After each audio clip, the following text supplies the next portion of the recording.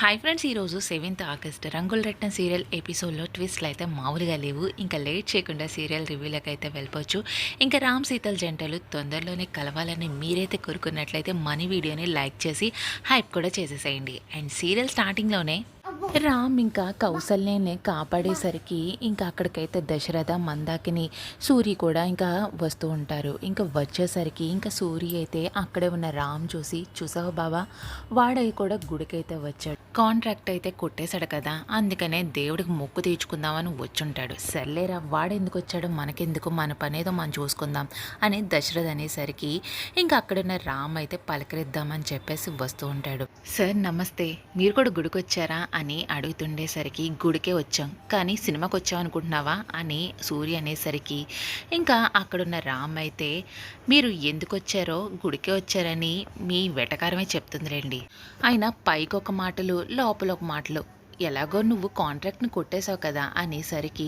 మీరు నేను చెప్పిన డీల్ కనుక సరిగా చదువుంటే నేను చెప్పినట్టుగా చేస్తే ఇది అందరూ కూడా మనం తీసుకునేవాం సార్, కానీ మీరు వద్దన్నారు కాబట్టి నేను పోటీ పడవలసి వచ్చింది అని రామ్ అనేసరికి నువ్వు ఎంతకైనా తెగిస్తారా, ఆయన నీ మాటలు నమ్మి ఇలాగే కాంట్రాక్ట్లు ఎవరికి కూడా రావు అని ఇంకా దశరథ్ అనేసరికి ఇంకా అక్కడ ఉన్న రామ్ అయితే సార్ మీకు ముందు ముందు అర్థమవుతుంది, నేను చెప్పినా కూడా మీకు అర్థం అవ్వవు అని మాట్లాడుతుండేసరికి అక్కడికైతే కౌశల్య అయితే వస్తుంది.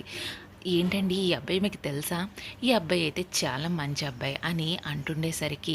అసలు మీకు జరిగిన విషయం ఏంటో తెలుసా అని చెప్తూ ఉంటుంది. ఇంకా కౌశల్య అయితే నేను ఇలాగ కళ్ళు తిరిగి పడిపోయానండి, ఎవరు కూడా నన్ను కాపాడలేని టైంలో ఈ అబ్బాయి తను తెచ్చుకున్న టెంకాయ కొట్టి నీళ్ళైతే చిలకరించాడు, అసలు ఏమీ ఆలోచించకుండా నా మీద ఇంత ఆప్యాయత చూపించాడు అని ఇంకా చెప్పేసరికి ఇంకా అక్కడ ఉన్న దశరథ అయితే మా ఆవిడ్ని కాపాడినందుకు నీకు చాలా థ్యాంక్స్, అయినా నీకు ఏ రుణం కూడా నేను ఉంచుకోను, సూరి ఆ కొబ్బరికాయ డబ్బులు అయితే ఇచ్చేసాయి అని చెప్తుండేసరికి సార్ మీరు ఎవరి రుణం ఉంచుకోరు కదా, అయినా నాకు కొబ్బరికాయ డబ్బులు ఏమీ అక్కర్లేదు, ఈ రుణం అలాగే ఉండిపోనివ్వండి, ఎప్పటికైనా ఉపయోగపడుతుంది అని రామ్ చెప్పేసి ఇంకా వెళ్ళిపోతూ ఉండేసరికి ఇంకా అక్కడున్న కౌశల్య అయితే ఏమండి ఈ అబ్బాయి మన కృష్ణబాబు అంతా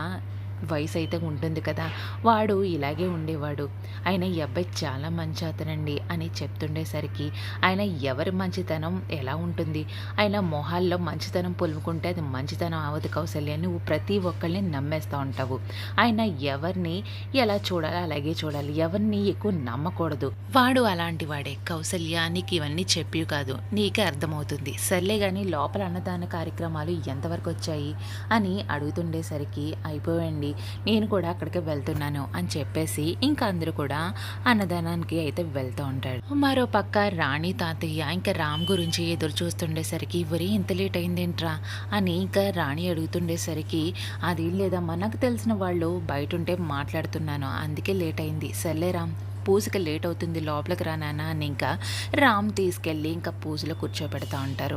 ఇంకా అక్కడే ఉన్న పంతులు గారు అయితే బాబు నీకు ఏవి ఆపదలున్నా కూడా ఈ యజ్ఞం వల్ల ఈ హోమం వల్ల అన్ని దూరం అయిపోతాయి, ఈ యజ్ఞ ఫలంతో నీకు అంతా మంచి జరుగుతుంది అని ఇంకా పూజ అది కూడా హోమం అంతా కూడా ఇంకా మొదలు పెడుతూ ఉండేసరికి ఇంకా అక్కడ ఉన్న రాణి తాతయ్య కూడా ఇంకా ఆలోచనలో పడుతూ ఉంటారు. ఇంకా మరో పక్క కౌసల్య దశరథ అందరూ కూడా ఇంకా అక్కడ అన్నదానం అయితే జనమందరికీ చేస్తుండేసరికి ఇంకా అక్కడ ఉన్న మందాకిని అయితే ఏంటండి ఇది మొత్తం ఆస్తినంతా కూడా కరగబెట్టేసేలా ఉన్నారు, ఉన్న కొద్దాస్తిని కూడా ఇలాగే అందరికీ దానాలు పూజలు ఇంకా అంటూ ఇలాగే మొత్తం అంతా చేస్తుంది వదిన, అసలు ఏం జరుగుతుందో కూడా అర్థం అవట్లేదు, అయినా ఏంటి అలా మాట్లాడుతున్నావు, అయినా ఉన్న మహాసముద్రంలో ఆ గరిటెడు నీళ్లు తీస్తే ఆస్తంతా కరిగిపోతుందా, చైనీకి మిగిలిన ఆస్తంతా మన పిల్లలకి ఉంటుంది కదా అని అక్కడ ఉన్న సూర్య అనేసరికి మరో పక్క రాణి అయితే అక్కడ జరుగుతున్న కార్యక్రమాన్ని అంతా చూసి అక్కడ ఏం జరుగుతుందండి అని ఇరుగు పొరుగు వాళ్ళని అడుగుతుండేసరికి అక్కడ జరుగుతుంది, పెద్దవాళ్ళు ఎవరో అబ్బాయి తప్పిపోతే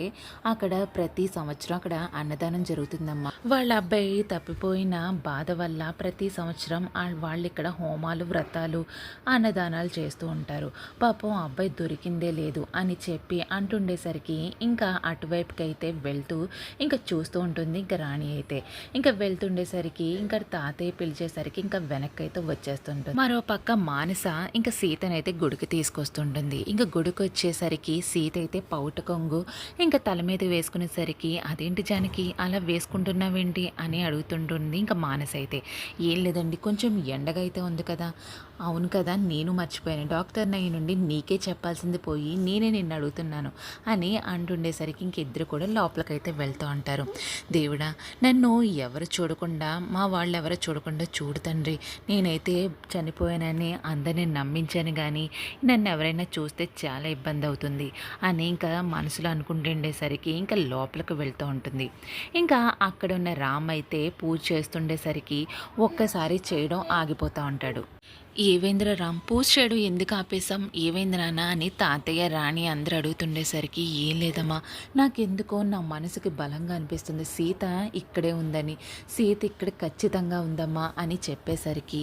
అక్కడే ఉన్న తాతయ్య రాణి కూడా అదేం లేదురా, సీత గురించి నువ్వు ఆలోచిస్తున్నావు, ఆ విషయమే నీకు మనసులో ఉండడం వల్ల సీత ఇక్కడే ఉందని అనిపిస్తుంది. అయినా నువ్వు వ్రతం చేస్తున్నావు కదా, సీత జ్ఞాపకాలు అవి కూడా ఇక్కడే ఉంటాయి నాన్న, నువ్వు అవేం ఆలోచించుకుంటా ముందు నువ్వు పూజ ముగించి అమ్మా అని ఇంకా అంటుండేసరికి ఇంకా రామ్ అయితే పూజ చేస్తూ ఉంటాడు. ఇంకా అక్కడే ఉన్న సీత మానస కూడా ఇంకా అన్నదానం చేస్తున్న ప్లేస్కి అయితే వెళ్తూ ఉంటారు. ఇంకా అక్కడ ఉన్న మానస అయితే సీతను చూపించేసరికి ఇదిగోండి ఈ అమ్మాయి జానకి అని ఇంకా పరిచయం చేస్తుంది ఇంకా దశరథకి అయితే. అమ్మ నువ్వేనా జానకి, మా ఆవిడ ఎప్పుడు నీ గురించే తపన, ఇంట్లో ఒక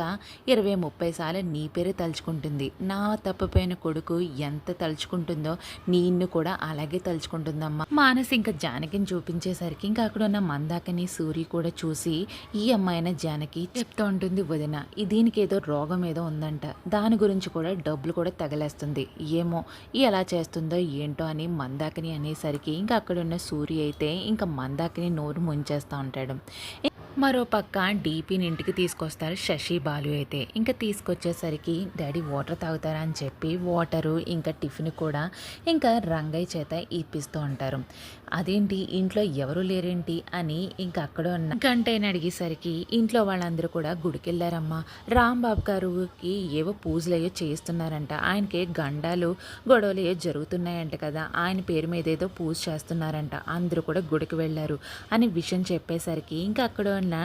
శశి అయితే చూసావా డాడీ, కన్న కొడుకుని ఇక్కడే వదిలేసి ఒక అనాథకి పూజలు చేస్తున్నారంట, వాళ్ళని ఏమనాలి డాడ్, అయినా ఎందుకులేమ్మా, మీ వాళ్ళ గురించి మీ అందరి గురించి ఆలోచించే కదా నాకు ఈ దుస్థితి కలిగింది, అయినా నేను ఆ రోజు అల్లుడిని అనడంతోనే కదా నాకు కోపం వచ్చి ఒక వార్నింగ్ ఇద్దామని రామ్ కళ చేసరికి నన్ను చంపించేద్దామని ప్లాన్ చేశాడు ఆదిత్యగాడు, అసలు ఇంటిలో ఒక్క క్షణం ఉండను, ఆయన ఇంట్లో ఉన్నందుకే కదా ఇన్ని గొడవలు, నేనైతే ఇక్కడ ఉండాలన్నాడు అని ఇంకా లెగిచేసరికి అదేంటి మావయ్య అలా అంటారు, అయినా మీ గురించే కదా, అయినా వాళ్ళు చేసిన దానికి నేను కరెక్ట్గా సమాధానం చెప్తాను వాళ్ళకి, ఆయన ఎవరు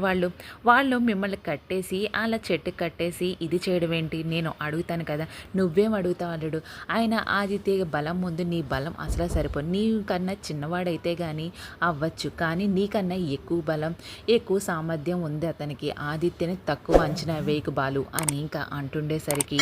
ఎవరిని తక్కువ అంచనా వేయకూడదో మీకు ఇప్పుడు తెలుస్తుంది అని అక్కడే ఉన్న ఆదిత్య అయితే చాలా కోపం గుడికి వెళ్తుండేసరికి ఇంకా డీపీ శశి కూడా ఇంకా వెనక వెళ్తూ ఉంటారు. ఇంకా ఈరోజు ఎపిసోడ్ ఈ విధంగా జరుగుతుందండి. మరి ఈరోజు ఎపిసోడ్లో మరి మీకేమనిపిస్తుందో కింద కామెంట్ సెక్షన్లో మనకైతే తెలియచేసేయండి. అండ్ మరిన్ని లేటెస్ట్ రంగులెట్టిన సీరియల్ అప్డేట్స్ గురించి మన ఛానల్ని తప్పకుండా సబ్స్క్రైబ్ చేసుకోండి.